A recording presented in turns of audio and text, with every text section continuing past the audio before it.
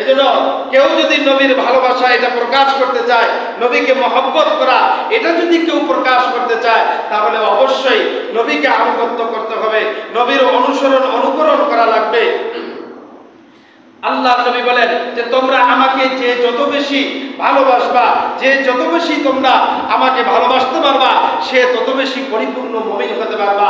আর ততক্ষণ পর্যন্ত পরিপূর্ণ মুমিন হতে পারবা না যতক্ষণ পর্যন্ত আমি নবীকে ভালোবাসতে না পারবা। তোমার জান থেকেও আমি নবীকে বেশি ভালোবাসতে হবে। নিজের জানের থেকেও নবীকে সবচাইতে বেশি ভালোবাসতে হবে।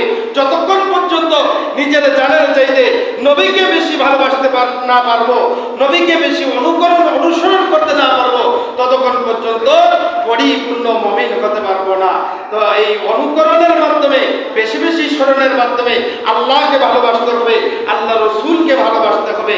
এখন আসেন তো, আপনার আমার চুলটা যদি আপনি আমি মেজর ডালিমের মতো করি, তাহলে কি নবীর ভালোবাসা হবে?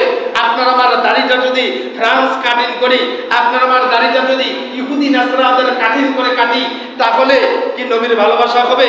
আপনার আমার এই পোশাকটা যদি নবীর পোশাকের সাথে না হয়, নবীর ভালোবাসা হবে? কি বলেন, হবে নাকি? নবীর ভালোবাসা হবে না। আপনার আমার খাওয়া দাওয়া থেকে নিয়ে পোশাক পায়খানা, ব্যবসা বাণিজ্য, আপনার আমার রাজনীতি, ব্যবসা নীতি, পেট নীতি, কাপড় নীতি, যা আছে কথা নীতি, আপনার আমার ঘর নীতি, বাড়ি নীতি, দোকান নীতি, যত নীতি আছে, এগুলো যদি নবীর সাথে না মিল হয়, তাহলে কি অনুসরণ করা হবে? কি বলেন, হবে? আপনার সব কিছু আছে, কিন্তু দাড়িটা নবীর দাড়ির সাথে মিল নেই। আপনার সব আছে, মাথার চুলটা নবীর চুলের সাথে মিল নেই। ডোনাল্ড ট্রাম্পের সাথে, রোনাল্ডোর সাথে মিল, সাকিব খানের সাথে আপনার চুলের মিল, তাহলে কি নবীর ভালোবাসা হইল? নবীর ভালোবাসা হবে এটা? এটার দ্বারা নবীর ভালোবাসা না। আপনার জীবনের প্রত্যেকটা জিনিস, আপনার জীবনের সব কাজগুলো, এক কথায় মাথা থেকে নিয়ে পা পর্যন্ত, রান্নাঘর থেকে নিয়ে সংসার পর্যন্ত, আন্তর্জাতিক জীবন পর্যন্ত, আপনার জীবনের প্রতিটা পড়াতে পড়াতে, প্রতিটা কাজকর্মে, প্রতিটা জবানের কথা, আপনার পায়ের যে আপনি যে কদম দেন, প্রতিটা কদম যেন নবীর সাথে মিল থাকে। নবীর সাথে যদি মিল থাকে, তাহলে নবীকে অনুসরণ করা হবে, নবীর মহব্বত, নবীকে ভালোবাসা, নবীর আশেক আপনি আমি হতে পারবো।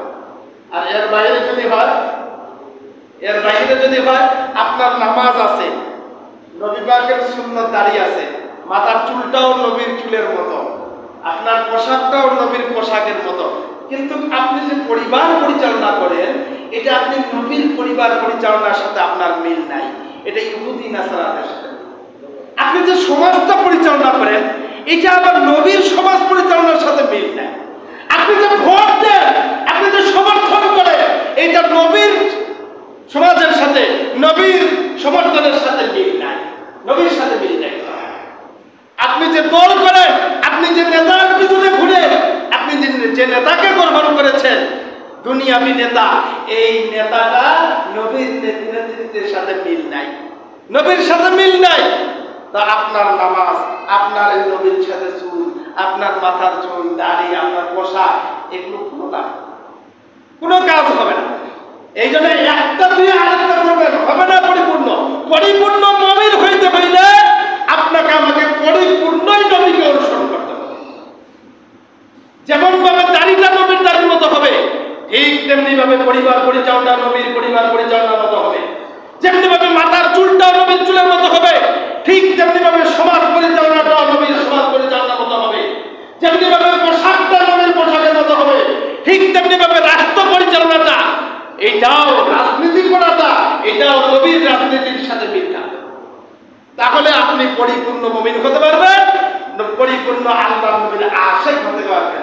এজন্য আমার ভাইরা, আল্লাহ রাব্বুল আলামিন আমাদের সকলকে এই মর্যাদাপূর্ণ নবী, যেই নবীর নাম আল্লাহ তাআলা সর্বত্র করেছেন, যেই নবীর নামকে আল্লাহ তাআলা সমস্ত সৃষ্টির ঊর্ধ্বে উচ্চ দান করে মর্যাদা দান করেছেন, যেই নবীর নাম নিয়ে ওসিলা করে দোয়া করলে দোয়া করতে দেরি আল্লাহ কবুল করতে দেরি করে না। এরকম মর্যাদাপূর্ণ নবীকে যদি আমি পরিপূর্ণভাবে আমি যদি অনুসরণ করি, তাহলে ব্যক্তি জীবন, পারিবারিক জীবন, সামাজিক জীবন, রাষ্ট্রীয় জীবন থেকে নিয়ে সব জীবনের প্রত্যেকটা পড়তে আপনার আমার শান্তি আর কামিয়াবি চলে আসবে। রব্বুল আলামিন আমাদের সকলকে নবীর পরিপূর্ণ অনুকরণ করে নবীর পূর্ণ আশিক হয়ে পরিপূর্ণ মুমিন হওয়ার তৌফিক দান করবেন। আমিন।